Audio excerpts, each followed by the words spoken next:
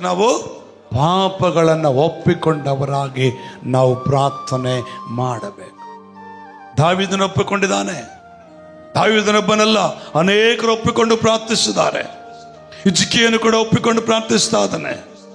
ಅವರ ಪ್ರಾರ್ಥನೆ ಕೇಳಿಸ್ಕೊಂಡ ದೇವರು ಇಲ್ಲಿ ಕುಂತಿರುವ ನಿನ್ನ ಪ್ರಾರ್ಥನೆ, ಇಲ್ಲಿ ನಿಂತುಕೊಂಡ ನನ್ನ ಪ್ರಾರ್ಥನೆ ಕೂಡ ಕೇಳಿಸ್ಕೊಳ್ತಾನೆ.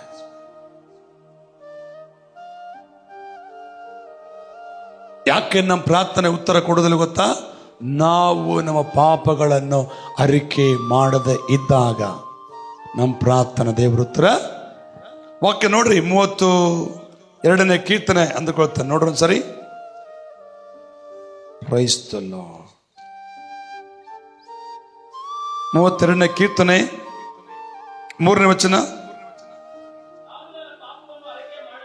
ನಾನು ನನ್ನ ಪಾಪವನ್ನು ಅರಿಕೆ ಮಾಡದೆ ಇದ್ದಾಗ ಸವಿದು ಹೋಗುತ್ತಿದ್ದವು. ಪಾಪ ಅರಿಕೆ ಮಾಡಿಕೊಳ್ಳಬೇಕು. ತಿಳಿದು ಮಾಡಿಯೋ ತಿಳಿಯದ ಮಾಡಿದೆಯೋ, ಗೊತ್ತಿದ್ದು ಮಾಡಿದೆಯೋ ಗೊತ್ತಿಲ್ಲದ ಮಾತು ಮಾಡಿದೆಯೋ, ಅರಿಕೆ ಮಾಡಿಕೊಂಡು ಪ್ರಾರ್ಥಿಸುವುದಾದರೆ ನಿನಗೆ ಬೇಕಾದ ಆರೋಗ್ಯವನ್ನು ಕರ್ತನು ಕೊಡುತ್ತಾನೆ. ನಂಬರ್ 1.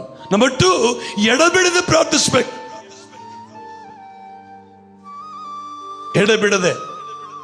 ಸಂದರ್ಭಗಳೇನೇ ಬರಲಿ, ಪರಿಸ್ಥಿತಿಗಳೇನೇ ಬರಲಿ, ಅಪೊಸ್ತಲರು ಹಂಗೆ ಮಾಡಿದ್ರು. ಅಪೊಸ್ತಲರು ಹೆಂಗ್ ಮಾಡಿದ್ರು ಗೊತ್ತಾ? ಒಂದೇ ದಿನ ಅಲ್ಲ ಮಾಡಿದ್ದು, ಒಂದು ವಾರ ಎಲ್ಲ ಮಾಡಿದ್ದು. 2ನೇ ಅಧ್ಯಾಯ 41, 42, 43 ವಚನದಲ್ಲಿ ನೋಡ್ತೇವೆ. ಅವರು ದಿನಾಲು ಮನೆಗಳಲ್ಲಿ ಸೇರಿ ಪ್ರಾರ್ಥನೆ ಮಾಡ್ತಾ ಇದ್ರು ಅಂತ ಬೈಬಲ್ ವಾಕ್ಯ ಹೇಳ್ತದೆ.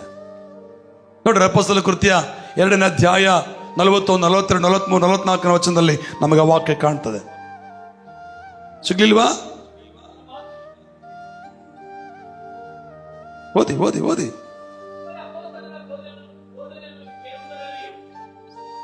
ಕಂಟಿನ್ಯೂ.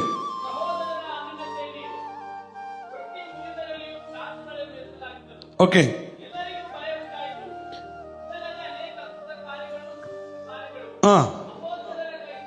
ನಡೆದವು.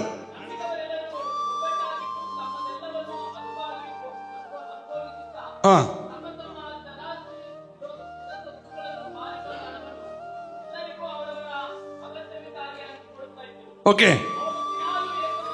ಅವರು ದಿನಾಲು 46ನೇ ವಚನ. ಎಸ್, ಅವರು ದಿನಾಲು ಏಕ ಮನಸ್ಸಿನಿಂದ ದೇವಾಲಯದಲ್ಲಿ ಕೂಡುತ್ತಾ ಮನೆಗಳ ರೊಟ್ಟಿ ಮುರಿಯುತ್ತಾ ಸರಳ ಹೃದಯದಿಂದಲೂ ಊಟ ಮಾಡುತ್ತಾ ಇದ್ದರು.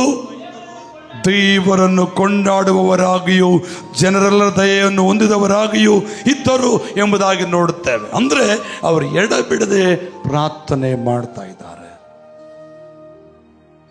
ಇವತ್ತು ನಿನ್ನ ಜೀವನದಲ್ಲಿ, ನಿನ್ನ ಕುಟುಂಬದಲ್ಲಿ ದೇವರ ಕಾರ್ಯವನ್ನು ನೀನು ಹೊಂದಿಕೊಳ್ಳಬೇಕಂದ್ರೆ ಒಂದು ದಿನಕ್ಕೆ, ಒಂದು ವಾರಕ್ಕೆ, ಒಂದು ತಿಂಗಳಿಗೆ, 3 ದಿನಕ್ಕೆ ಸೀಮಿತ ಮಾಡಿಕೊಳ್ಳಬೇಡ. ಎಡಬಿಡದೆ ಪ್ರಾರ್ಥಿಸಬೇಕು. ಎಡಬಿಡದೆ ಪ್ರಾರ್ಥಿಸಬೇಕು. 1 ದಿನ, 2 ದಿನ, 3 ದಿನ, 1 ವಾರ, 2 ವಾರ, 1 ತಿಂಗಳು, 1 ವರ್ಷ, 2 ವರ್ಷ, 3 ವರ್ಷ ನಮ್ಮ ಜೀವನದಲ್ಲಿ ದೇವರು ಆ ಕಾರ್ಯವನ್ನು ಮಾಡುವವರೆಗೂ ಪ್ರಾರ್ಥನೆ ಮಾಡ್ತಾನೆ ಇರಬೇಕು. ಹಾಗೆ ಮಾಡುವುದಾದರೆ ನನ್ನ ದೇವರು ನಮಗೆ ಉತ್ತರವನ್ನು ಕೊಡುವವನಾಗಿದ್ದಾನೆ. ಆಮೆನ್. ಹಲ್ಲೆಲೂಯಾ. ಹೇಳಿ, ಹೆಂಗ್ ಪ್ರಾರ್ಥಿಸ್ಬೇಕು?